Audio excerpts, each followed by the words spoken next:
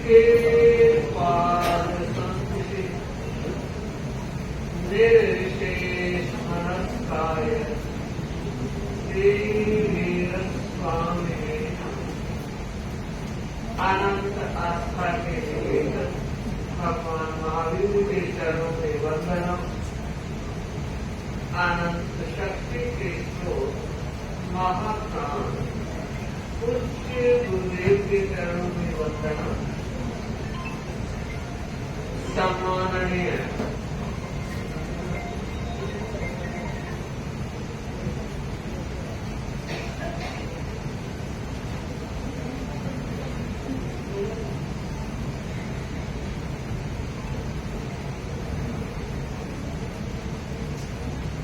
सम्माननीय साथी संगीत साथी वृंद, आज के हमारे कार्यक्रम के मुख्य अतिथि सम्मानित मंच के साथ विराजमान है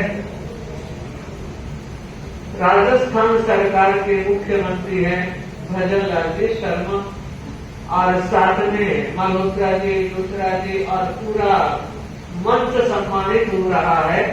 और हमारा विशाल श्रावक श्राविका समाज 8:45 बजे से इस कार्यक्रम में जुड़ा हुआ है। मुझे लग रहा है आज आप और हम सब आचार्य महाप्रज्ञ का पुण्य स्मरण कर रहे हैं, और वह इसलिए कर रहे हैं कि उन्होंने हमें जीवन जीने की कला सिखाई। हम उन्हें स्मरण इसलिए कर रहे हैं कि उन्होंने समाज को एक दिशा दी। हम उनका पुण्य स्मरण इसलिए कर रहे हैं कि युवा चेतना को जगाने के लिए संस्कारों की पौध को उन्होंने सिंचन दिया। और इस बात को आप और हम सब जानते हैं कि कोई भी महापुरुष धरती पर आता है वह सदैव आता है और कुछ ही वक्त के लिए यहाँ रहता है। आचार्य श्री महाप्रज्ञ जी लगभग 90 वर्ष तक इस संसार में रहे और उसमें 80 वर्ष तक उन्होंने संन्यास का जीवन जिया। और उस सन्यासी जीवन में जो उन्होंने काम किए, जो अवदान धर्म संघ को दिए, समूची मानव जाति को दिए, ये अपने आप में हमारे लिए गौरव की बात है। अभी इतनी चर्चा हम कर रहे थे, आज मैं इस चर्चा को थोड़ा सा मोड़ देना चाह रही हूँ और वो इस संदर्भ में देना चाह रही हूँ कि आप और हम सब उन्हें याद कर रहे हैं, गुणगान कर रहे हैं, माला भी दे रहे हैं, तब जब भी कर रहे हैं। पर आज देखना है, आज श्री महाप्रज्ञ जी बार बार फरमाते थे कि स्वभाव सुधरे तो जीवन संवरे। बहुत बड़ी बात कहते थे, स्वभाव सुधरे तो जीवन संवरे। ये बात वो कोई प्रवचन में ही नहीं कहते थे, बल्कि उनके जीवन में जीवंत रूप से विराजमान थे। मेवाड़ में वो एक प्रवचन कर रहे थे, जन्मदिन का अवसर था और एक बात उन्होंने कही, और मैं वो बात आज इस परिषद के साथ से इसलिए करना चाह रही हूँ कि हमें महाप्रज्ञवर के लक्ष्य कदमों पर चलने की साधना करनी। उन्होंने कहा कि मैं आज 75 वर्ष का हो रहा हूँ और मुझे लगता है जब मैं अपने जीवन के अतीत का सिंहावलोकन करता हूँ तो मुझे लगता है ये जो मेरा शक्ति संवर्धन हुआ है उसके पीछे मेरा स्वभाव काम कर रहा है, और इस स्वभाव ने मेरे शक्ति के और शांति के दरवाजों को उद्घाटित किया है, दिशाओं के मार्ग को प्रशस्त किया है। और मैं बता रहा हूँ कि 75 साल की उम्र में मैं 85 साल की उम्र के 10 साल में छोड़ देता हूँ, 75 वर्ष की बात करता हूँ। और मैंने आज चिंतन किया कि मुझे 75 वर्षों में गुस्सा कितनी बार आया, और उन्होंने कहा कि 75 में 7 और 5 2 संख्या होती है, और मुझे लगता है 7 बार भी नहीं आया और 5 बार भी नहीं आया। सोचें, विचार करें, कोई व्यक्ति इतना काम कर सकता है तो उसके पीछे उसका एक गुण धर्म काम करता है। कोई भी व्यक्ति विचार करें। 75 वर्ष में 7 बार गया, 75 दिन में कितनी बार आ जाता है? 75 दिन की बात छोड़ो, 1 दिन में कई बार आ जाता है। और फिर हम क्या चाहते हैं? बहुत बड़ा काम करना चाहते हैं, नहीं होगा। शांत और सरल स्वभाव वाला व्यक्ति बहुत ऊंचे काम कर सकता है। तो मैं इस प्यारी सी परिषद से एक आह्वान करना चाहूंगी कि आज उनकी पुण्य स्थिति में हम एक संकल्प स्वीकार करें कि मैं गुस्सा नहीं करूंगा। गुस्सा आ जाए, चिल्लाने में कोई ताकत नहीं लगती। गुस्सा आ जाए, चिल्लाने में कोई ताकत नहीं लगती, पर गुस्सा आ जाए और मौन रखने में बड़ी ताकत लगती है। तो काम ये करना है, जब भी गुस्सा आया तो मौन की साधना करोगे तो आपका शरीर भी स्वस्थ रहेगा, रिश्तों की मधुरता भी बनी रहेगी और जीवन में काम करने की सोच भी विकसित होती चली जाएगी। क्योंकि हमने, मुझे नहीं मालूम सम्माननीय शर्मा साहब ने गुरुदेव महाप्रभु जी के दर्शन किए या नहीं, लेकिन मैं बताना चाह रही हूँ कि आपने आपसे निलारे किए हैं। भाग्यशाली होता है कि कोई व्यक्ति ऐसे गुरु की चरण शरण में अपने समय के कुछ पल ही योजित करता है। कहते हैं हरि सेवा सोढ़ घड़ी, हरि सेवा सोढ़ घड़ी और गुरु सेवा पल चार। हरि सेवा सोढ़ घड़ी, गुरु सेवा पल चार, तो भी नहीं बराबरी वेदों करें विचार। वेदव्यास जी ने बहुत बड़ी बात कही है कि भगवान की सेवा 16 घड़ी और गुरु की 4 पल। वो महान होता है जो गुरु की सेवा में अपने समय को योजित करता है। हमने और आपने उन चरणों की शरण में कई दिन महीने बिताए हैं और अब हम आचार्य महाश्रवण जी जिनके चरणों में अपने जीवन की हर सांस को समर्पित करते हुए आगे बढ़ रहे हैं, मैं सम्माननीय सीएम महोदय से कहना चाहूंगी, इस बार का चातुर्मास हमारे गुरुदेव आचार्य श्री महाश्रवण जी गुजरात की वो पुण्य धरा सूरत में चातुर्मास करने वाले हैं और आपको सहज एक मौका मिला है। और मुझे लगता है कि ये जो आपको एक काम करने का, सेवा करने का अवसर मिला है, उसके पीछे भी आपकी सहजता और साधना बोल रही है और आपका जमीनी कार्य बोल रहा है। वरना आपने भी नहीं सोचा होगा, लोगों ने भी नहीं सोचा होगा कि इस तरह से राजस्थान के मुख्यमंत्री के सम्मानित और गौरवशाली पद पर इस व्यक्तित्व का चयन होगा। उम्मीदों की दुनिया हर इंसान बसाता है, उम्मीदों की दुनिया हर इंसान बसाता है, मगर पाता वही जो तकदीर साथ में लाता है, मगर पाता वही जो तकदीर साथ में लेकर आता है।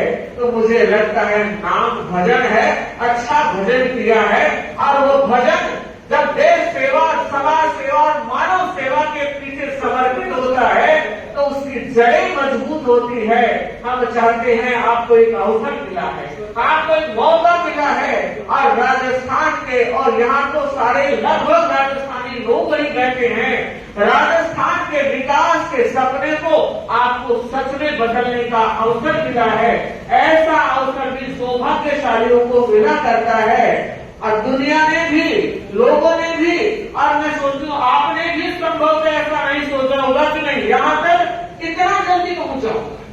ये पहुंचे हैं तो अब आपका एक बहुत बड़ा उत्तरदायित्व बन गया है, अवसर आया है, उस अवसर का पूरा लाभ लेना है। और मुझे लगता है हमने आपके बारे में लोगों से सुना, समझने का प्रयास किया और आपका जो स्वभाव बड़ा सहज है और साधु संतों के प्रति अच्छी भक्ति है और उसका तो आज एक सहज उदाहरण है। बाकी हमने देखा है अगर पदेन व्यक्ति आते हैं तो कितनी फॉर्मेलिटीज होती है, समाज के लोग कितने पत्र देते हैं, कार्यक्रम निश्चित करते हैं और अचानक कल हमें जब ये ज्ञान हुआ तो एक बार तो लगा कोई सपना तो नहीं आ रहा है, ऐसे कैसे हो जाएगा। लेकिन सपना नहीं था, वो सच्चाई थी और आज सच्चाई सामने है। तो मैं कहना चाहूंगी जो व्यक्ति इस व्यक्तित्व के साथ, इस उम्र के साथ और इस स्वभाव के साथ आगे बढ़ता है, वो व्यक्ति अपने आप में सफल होता है। और सफलता का ताज जब पहना जाता है तो वह ताज बहुत भारी होता है और उसको संभालना भी व्यक्ति के लिए बहुत बड़ी दौलत होती है। तो हम चाहते हैं कि आप गुरु दृष्टि की आराधना करें, गुरुओं से आशीर्वाद लें और जिस व्यक्ति की गुरु के प्रति श्रद्धा और भक्ति होती है वो व्यक्ति जीवन में हमेशा सफलता के परचम फहराता है। मैं आप लोगों से भी एक बात कहना चाह रही हूँ कि हमारी गुरु भक्ति वर्धमान रहे और जितने लोग बैठे हैं कोई न कोई उनका गुरु और मालिक को रिश्ते जरूर है। एक बार की बात है, एक मुल्ला एक जगह पर बैठकर नमाज पढ़ता था और उनका क्रम आप जानते हैं, दिन में 5 बार नमाज पढ़ी जाती है। तो वो एक ही जगह 5 बार नमाज पढ़ता था। नमाज पढ़ते पढ़ते उस धरती पर इकट्ठे हो गए थे और लोगों को पता था कि यह मुल्ला जी यही नमाज पढ़ने वाले हैं। एक दिन की बात, नमाज पढ़ते पढ़ते 35 वर्ष हो गए।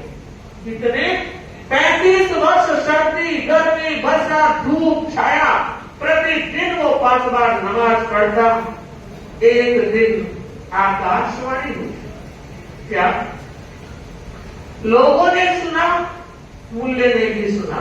आकाशवाणी यह कह रही थी कि मुल्ला जी आपने 35 वर्ष से नमाज पढ़ी है, पढ़ रहे हो, लेकिन आपकी नमाज को खुदा ने कबूल नहीं की। ध्यान देंगे, आकाशवाणी हो रही है कि ये खुदा को पता है कि 35 वर्ष से आप नमाज पढ़ रहे हो मगर खुदा ने आपकी नमाज कबूल नहीं की। बंधु, लोगों के चेहरे उतर गए। इतना कुछ करने के बाद भी खुदा राजी नहीं होता। मैं बताना चाह रही हूँ, वो मुल्ला जी खड़े होकर नाचने लगे। तो लोगों ने सोचा दिमाग का कोई स्क्रू लूज हो गया हो। नाचने की बात है, इतनी मेहनत के बाद नमाज कबूल नहीं हुई, मुल्ला जी नाच रहे हैं। आखिर लोगों में से एक व्यक्ति समझ रहा था, उठकर आया और उसने पूछा, मुल्ला जी किस बात की खुशी है, क्यों नाच रहे हो? बड़ा समझदार ही व्यक्ति होगा, ताकि एक व्यक्ति अगर समझदारी करता है तो पूरे लोगों को एक समझ मिलने का रास्ता खुलता है। उस समय उस मुल्ला जी ने जो जवाब दिया, ध्यान दीजिए। उसने कहा, आज मुझे खुशी इस बात की है कि आकाशवाणी ने यह कहा कि तुम्हारी नमाज कबूल नहीं हुई है, इसकी मुझे चिंता नहीं।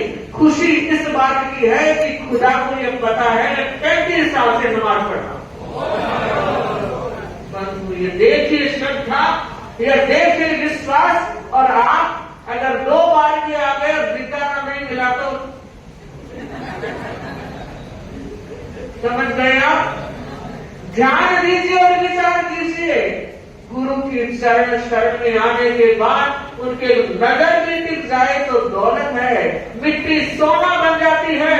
गुरु की दौलत मिल जाए तो होना भी सलोना बन जाता है। तो मैं कहना चाहूंगी, हमारे पूज्य गुरुदेव आचार्य श्री महाप्रज्ञ जी, जिनका जीवन, जिनका दर्शन और जिनका चिंतन हमेशा पॉजिटिव रहा है, हर बात में वे सकारात्मक सोच के मालिक रहे हैं और उन्होंने अपने गुरु आचार्य श्री तुलसी से बड़ा आशीर्वाद प्राप्त किया। आज जब उन्हें महाप्रज्ञ नाम से संबोधित किया गया था, उससे पहले महाप्रज्ञ अलंकरण दिया गया था और आचार्य तुलसी ने कहा था कि मैं आचार्य महाप्रज्ञ को जो महाप्रज्ञ नाम मैंने दिया है उसके पीछे कारण है इनका चिंतन, इनकी साधना और इनकी ज्ञान। इनकी तीनों की युति है और जिसमें ज्ञान हो, साधना हो, वो व्यक्ति महाप्रज्ञ बन सकता है। तो बंधुओं, सचमुच में बहुत बड़ी बात है। गुरु का आशीर्वाद था और खुद का समर्पण भी तो रहा था। खुद का विनय भाव कितना बड़ा। एक बार आचार्य महाप्रज्ञ प्रवचन के लिए जा रहे थे तो बैठकर गुरु के चरणों में वंदना की, और उस समय आचार्य तुलसी ने कहा, रे महाप्रज्ञ जी, अब तो तुम आचार्य बन गए, और इस तरह एक छोटे मुनि की तरह बैठकर वंदना कर रहे हो। और उन्होंने कहा, गुरुदेव आप ठीक फरमा रहे हैं, मैं संघ का आचार्य हूँ मगर आपका तो शिष्य हूँ। इतना समर्पण और इतना विनय जिस व्यक्ति का होता है वह सुमेरु से भी ऊंचा उठ जाता है। तो सच में सोच को बदलो, सितारे बदल जाएंगे। सोच को बदलो, सितारे बदल जाएंगे। नजर को बदलो, नजारे बदल जाएंगे। सोच को बदलो, सितारे बदल जाएंगे। नजर को बदलो, नजारे बदल जाएंगे। इन किश्तियों को बदलने की जरूरत नहीं, किश्तियों को बदलने की जरूरत नहीं। दिशा को बदलो, किनारे बदल जाएंगे। दिशा को बदलो, किनारे बदल जाएंगे। तो बंधु, हमें अपनी दिशा को बदलने का प्रयत्न करना है, किनारे तो खुद ही बदल जाएंगे। दुनिया में और सब कुछ बदला जा सकता है मगर अपने आप को बदलना बहुत बड़ा काम है, कठिन काम है, पर मैं कहना चाहूंगी असंभव नहीं है। जब हमारे गुरुदेव इतनी बड़ी उपशम और सत्ता की साधना कर सकते हैं तो कुछ कर तो हमारे जीवन में आए, हमारी साधना भी प्राणवान बने। एक बार मैं अपने प्रति, गुरुओं के प्रति और धर्म संघ के प्रति, सबके प्रति ये मंगल कामना कर रही हूँ कि हमारा आध्यात्मिक उन्नयन हो। और सम्माननीय मुख्यमंत्री जी के लिए ये कहना चाहूंगी कि आपका कार्यकाल और अधिक ऊंचाइयों को ले, अध्यात्म की सेवा करते रहे, साधु संतों की सेवा करते रहे। ओम